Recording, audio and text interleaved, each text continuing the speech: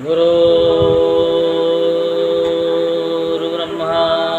गुरुर्विष्णु गुरुर्देवो महेश्वरः गुरुर्साक्षात्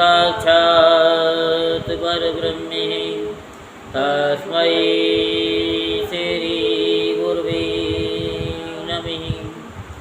ॐ गजाननं भूतगणाधिसेवितं कपितजम्बुफलचारुभक्षणम् उमासुतं शोकविनाशकारिकं नमामि विघ्नेश्वरपादपङ्कजम्।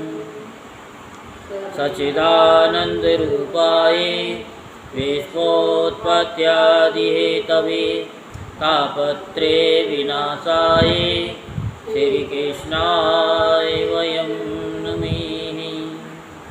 बोल वृंदावन बिहारी लाल की जय, बोल बांके बिहारी लाल की जय।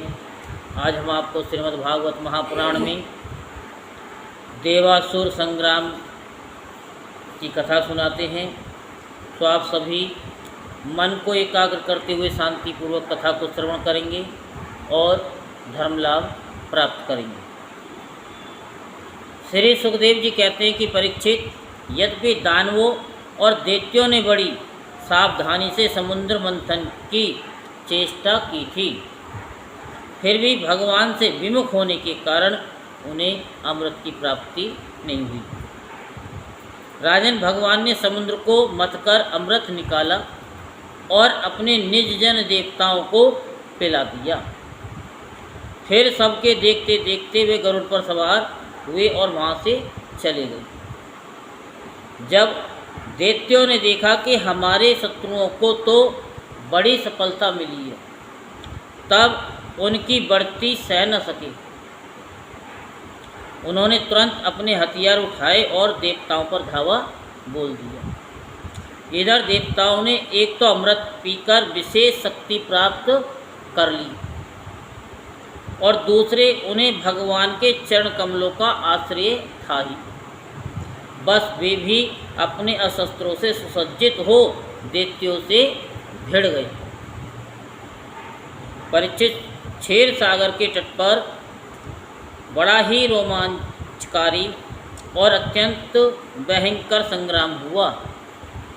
देवता और दैत्यों की वह घमासान लड़ाई ही देवासुर संग्राम के नाम से कही जाती है। दोनों ही एक दूसरे के प्रबल शत्रु हो रहे थे। दोनों ही क्रोध से भरे हुए थे। एक दूसरे को आमने सामने पाकर तलवार, बाण और अन्य अनेकानेक अस्त्रों से परस्पर चोट पहुंचाने लगी। उस समय लड़ाई में शंख, तुरही, मृदंग, नगारे और डमरू बड़े जोर से बजने लगी। हाथियों की चिंगाड़, घोड़ों की हिनहिनाट, रथों की घरघराहट और पैदल सेना की चिल्लाहट से बड़ा कोलाहल मच गया। रणभूमि में रथियों के साथ रथी, पैदल के साथ पैदल, घुड़सवारों के साथ घुड़सवार एवं हाथी वालों के साथ हाथी वाले भिड़ गए। उनमें से कोई कोई वीर ऊँटों पर, हाथियों पर और गधों पर चढ़कर लड़ रहे थे, तो कोई कोई गोर मृग, भालू, बाघ और सिंहों पर, कोई कोई सैनिक गिद्ध, कंक, बगुले, बाज और घास पक्षियों पर चढ़े हुए थे। तो बहुत से तिमिंगल, मच्छ, सरप, भैंसे, गैंडे, बैल, नील गाय और जंगली सांडों पर सवार थे। किसी ने सियारनी, चूहे, गिरगिट और खरगोश और खरों पर ही सवारी कर ली थी। तो बहुत से मनुष्य, बकरे, कृष्णसार, मृग, हंस और सूअरों पर चढ़े थे। इस प्रकार जल, स्थल एवं आकाश में रहने वाले तथा देखने में भयंकर शरीर वाले बहुत से प्राणियों पर चढ़कर कई दैत्य दोनों सेनाओं में आगे आगे घुस गए। परीक्षित उस समय रंग बिरंगी पताकाओं, स्फटिक मणि के समान श्वेत निर्मल छत्रों रत्नों से जड़े हुए दंड वाले बहुमूल्य पंखों, मोर पंखों, चमरों और वायु से उड़ते हुए दुपट्टों, पगड़ी, कलंगी, कवच, आभूषण तथा सूर्य की किरणों से अत्यंत दमकते हुए उज्ज्वल शस्त्रों एवं वीरों की पंक्तियों के कारण देवता और असुरों की सेनाएं ऐसी शोभायमान हो रही थीं मानो जल जंतुओं से भरे हुए दो महासागर लहरा रहे हों। परीक्षित रणभूमि में दैत्यों के सेनापति ग्रोचन पुत्र बलि मैं दानव के बनाए हुए वह हाय नामक विमान पर सवार हुई। वह विमान चलाने वाले की जहाँ इच्छा होती थी वहीं चला जाता था।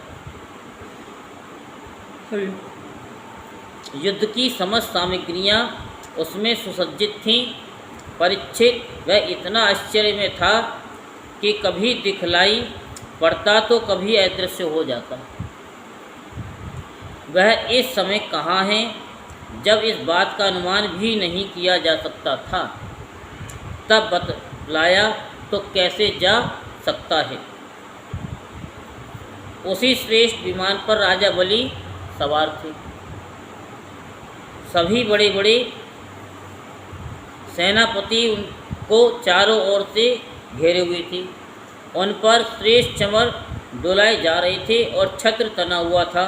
उस समय बलि ऐसे जान पड़ते थे जैसे उदयाचल पर चंद्रमा।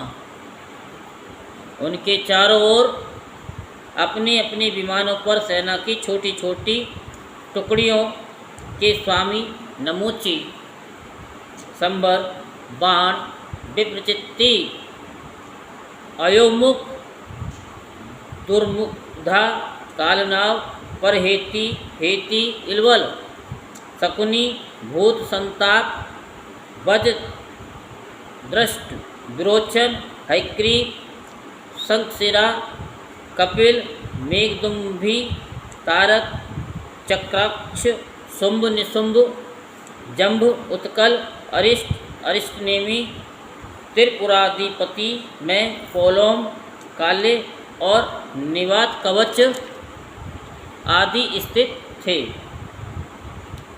ये सब के सब समुद्र मंथन में सम्मिलित थे, परंतु इन्हें अमृत का भाग नहीं मिला, केवल कलेशी ही हाथ लगा था। इन सब असुरों ने एक नहीं अनेक बार युद्ध में देवताओं को पराजित किया था। इसलिए वे बड़े उत्साह से सिंहनाद करते हुए अपने घोर स्वर वाले शंख बजाने लगे। इंद्र ने देखा कि हमारे शत्रुओं का मन बढ़ रहा है, ये मदोन्मत्त हो रहे हैं। तब उन्हें बड़ा क्रोध आया। वे अपने वाहन ऐरावत नामक दिग्गज पर सवार हुए। उसके कपोलों से मद बह रहा था, इसलिए इंद्र की ऐसी शोभा हुई मानो भगवान सूर्य उदयाचल पर आरूढ़ हों और उससे अनेकों झरने बह रहे हों। इंद्र के चारों ओर अपने अपने वाहन, ध्वजा और आयुधों से युक्त देवगण एवं अपने अपने गणों के साथ वायु, अग्नि, वरुण आदि लोकपाल हो लिए। दोनों सेनाएं आमने सामने खड़ी हो गई। दो दो की जोड़ियां बनाकर वे लोग लड़ने लगे। कोई आगे बढ़ रहा था तो कोई नाम ले लेकर ललकार रहा था, कोई कोई मर्मभेदी वचनों के द्वारा अपने प्रतिद्वंदी को धिक्कार रहा था। बलि इंद्र से, स्वामी कार्तिक तारकासुर से, वरुण हेति से और मित्र परहेति से भिड़ गई। यमराज कालनाव से, विश्वकर्मा मई से और सम्रासुर त्वष्टा से तथा सविता विरोचन से लड़ने लगे। नमूची अपराजिता से, अश्विनी कुमार बृहस्पति से तथा सूर्य देव बलि के बाण आदि 100 पुत्रों से युद्ध करने लगे। राहु के साथ चंद्रमा और पुलोमा के साथ वायु का युद्ध हुआ। भद्रकाली देवी ने शुंभ और शुंभ पर झपट पड़ी। परीक्षित जम्भासुर से महादेव जी की, महिषासुर से अग्निदेव की और वातापी तथा इलवल से ब्रह्मा के पुत्र मरीचि आदि की ठन गई। दुर्मर्ष की कामदेव से, उत्कल की मातृगणों से, शुक्राचार्य की बृहस्पति से और नरकासुर की शनिश्चरी से लड़ाई होने लगी। निवात कवचों के साथ मरुदगण, कालियों के साथ वसुगण, पोलोम के साथ विश्व देवगण तथा क्रोध वंशों के साथ रुद्रगण का संग्राम होने लगा। इस प्रकार असुर और देवता रणभूमि में द्वंद्व युद्ध और सामूहिक आक्रमण द्वारा एक दूसरे से भिड़कर परस्पर विजय की इच्छा से उत्साहपूर्वक तीखे बाण, तलवार और भालों से प्रहार करने लगे। वे तरह तरह से युद्ध कर रहे थे। भुसुंडी, चक्र, गदा, रिष्टि, पट्टिस, शक्ति, उल्मुख, प्रास, परसा, तलवार, भाले, मुदगर, परिग और भिंदी पाल से एक दूसरे का सिर काटने लगे। उस समय अपने सवारों के साथ हाथी, घोड़े, रथ आदि अनेकों प्रकार के वाहन और पैदल सेना छिन्न भिन्न होने लगी। किसी की भुजा, किसी की जांग, किसी की गर्दन और किसी के पैर कट गई, तो किसी किसी की ध्वजा, धनुष, कवच और आभूषण ही टुकड़े टुकड़े हो गई। उनके चरणों की धमक और रथ के पहियों की रगड़ से पृथ्वी खुद गई। उस समय रणभूमि से ऐसी प्रचंड धूल उठी कि उसने दिशा, आकाश और सूर्य को भी ढक दिया। परंतु थोड़ी ही देर में खून की धारा से भूमि अप्लावित हो गई और कहीं धूल का नाम भी न रहा। तदंतर लड़ाई का मैदान कटे हुए सिरों से भर गया। किसी के मुकुट और कुंडल गिर गए थे, तो किसी की आंखों से क्रोध की मुद्रा प्रकट हो रही थी। किसी किसी ने अपने दांतों से होठ दबा रखा था। बहुतों की आभूषणों और शस्त्रों से सुसज्जित लंबी लंबी भुजाएं कटकर गिरी हुई थीं और बहुतों की मोटी मोटी जांघें कटी हुई पड़ी थीं।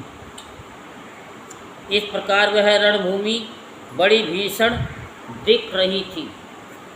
तब वहाँ बहुत से धड़ अपने कटकर गिरे हुए सिरों के नेत्रों से देखकर हाथों में हथियार उठा वीरों की ओर दौड़ने और उछलने लगे।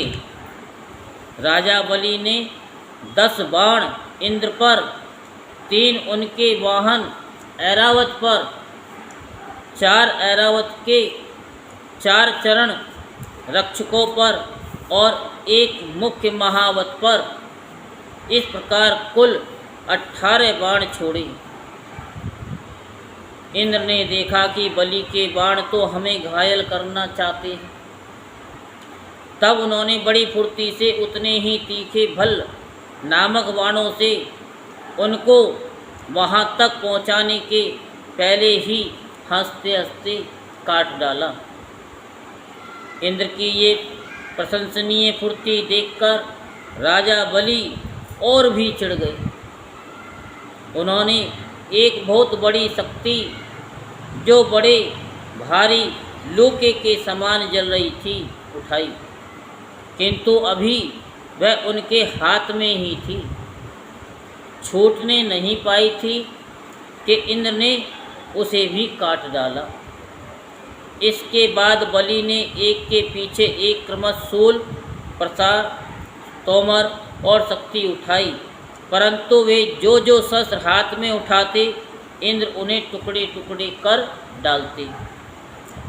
इस हस्त लाघव से इंद्र का ऐश्वर्य और भी चमक उठा।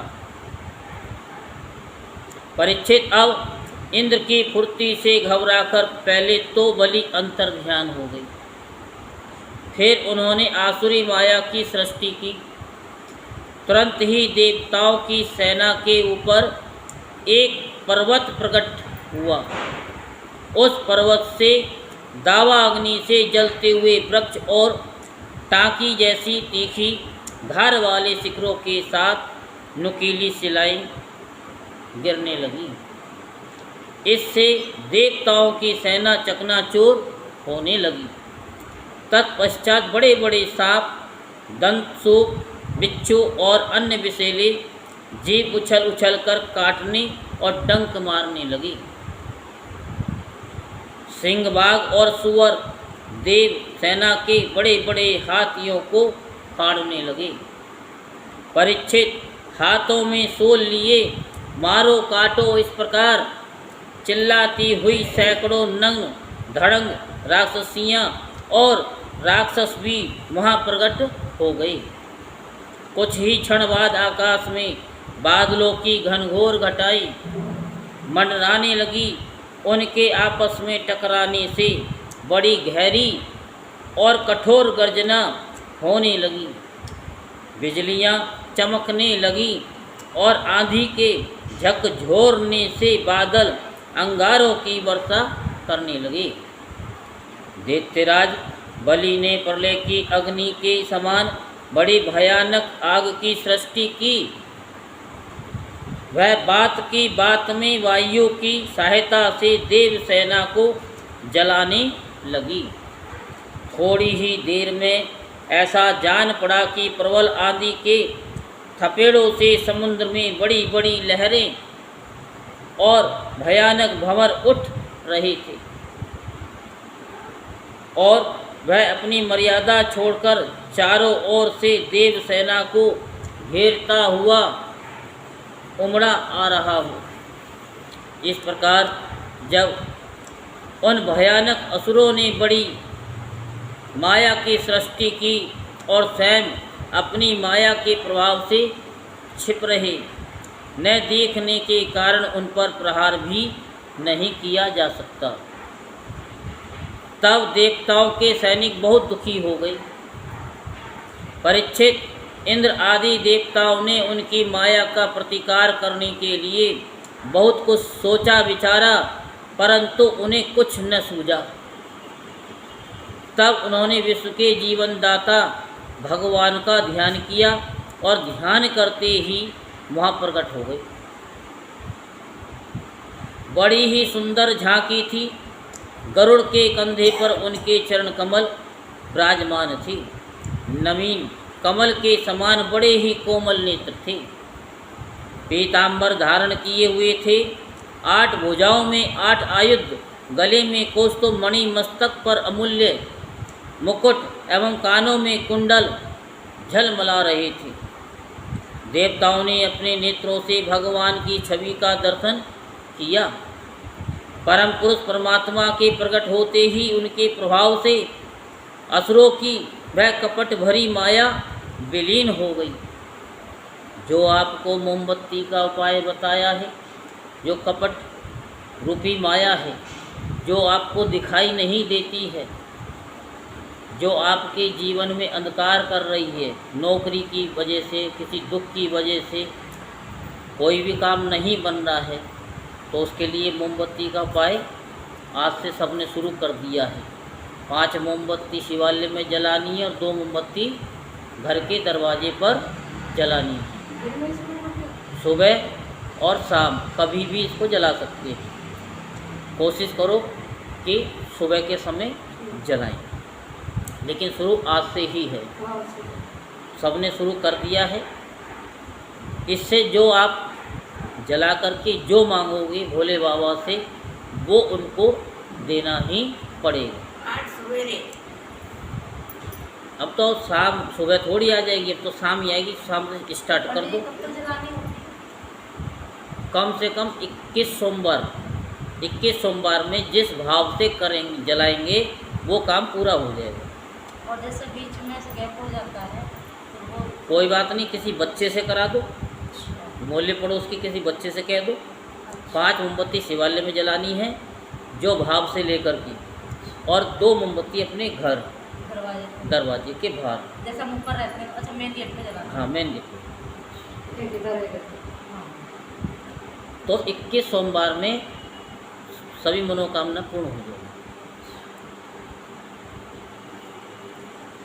तो ये जो कपट भरी जो माया है, लोगों की दृष्टि है, नज़र है, किया कराया है, वो मोमबत्ती जलेगी शिवालय में। शिवालय से, वो शिवलिंग से होती हुई पूरी, कहते हैं भगवान का जो चोटी होती है, वहाँ त्रिशूल लगा हुआ है, वो 3 जगह डाइवर्ट हो जाएगी। यूनिवर्सल पे हो जाएगी और ब्रह्मा विष्णु महेश उन पे चली जाएगी बात। तो पंडित जी, जो ये बने हुए शिवालय जैसे हैं, तो उनमें खाली जमीन पर उनमें लगा सकते हैं, कुछ रख के नीचे जैसे शिवालय के बाहर नहीं, कहते हैं कि जैसे जमीन पर नहीं रखना चाहिए, कुछ मतलब जैसे दिया जलाते हैं तो खाली धरती पर नहीं रखते ना, कुछ नीचे रख के ही तो रख दिया जाता है। हाँ, तो कुछ भी रख लो। अच्छा,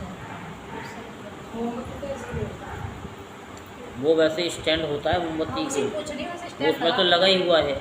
अगर वो तो लगा हुआ है, फिर भी अगर आप लो तो जोत पकड़ लो, कोई ऐसी कोई प्लेट रख लो, प्लेट के ऊपर लगा कर के तब रख दो। हाँ। तो भाव आज तो शाम से शुरू कर लेना और फिर आगे से सुबह के समय पर करना, ठीक है। ओम नमः शिवाय या नमः शिवाय, बस ये 27 बार कम से कम बोल लेना।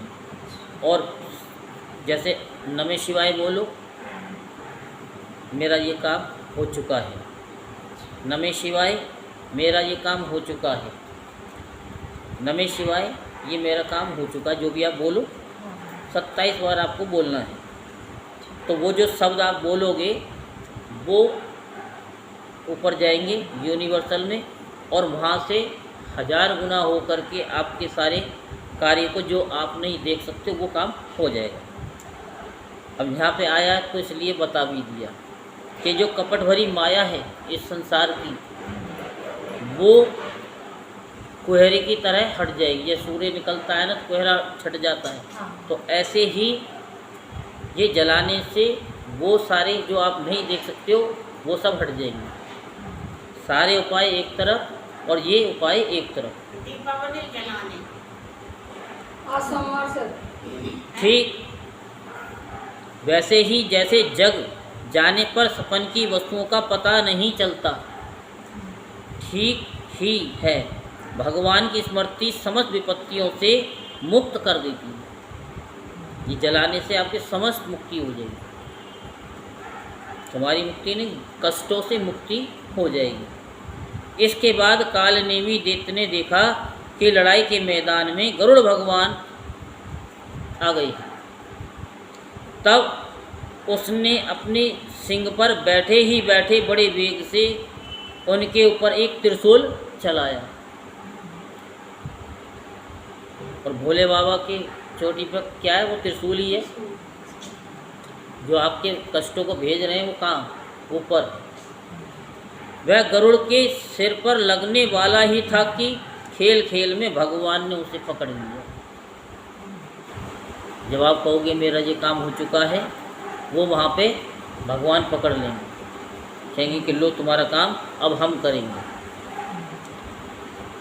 और उसी त्रिशूल से उसके चलाने वाले कालनेमी दैत्य तथा उसके वाहन को मार डाला। आपको जलानी भी है और दूसरों को बताना भी है, जिससे जितनों का आप बताओगे वो सबका फ़ायदा होगा, तो उसका भी 10% फल आपको मिलेगा। माली और सुमाली दो दैत्य बड़े बलवान थे। भगवान ने युद्ध में अपने चक्र से उनके सिर भी काट डाले और वे निर्जीव होकर गिर पड़े।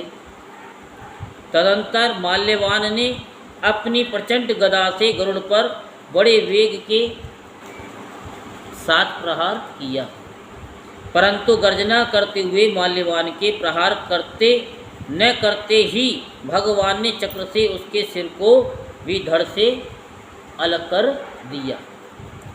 इससे आगे की कथा कल आपको सुनाएंगे। बोल वृंदावन बिहारी लाल की जय, बोल बांके बिहारी लाल की जय। जय जय श्री राधेश्याम, जय जय श्री राधेश्याम, जय जय श्री राधेश्याम।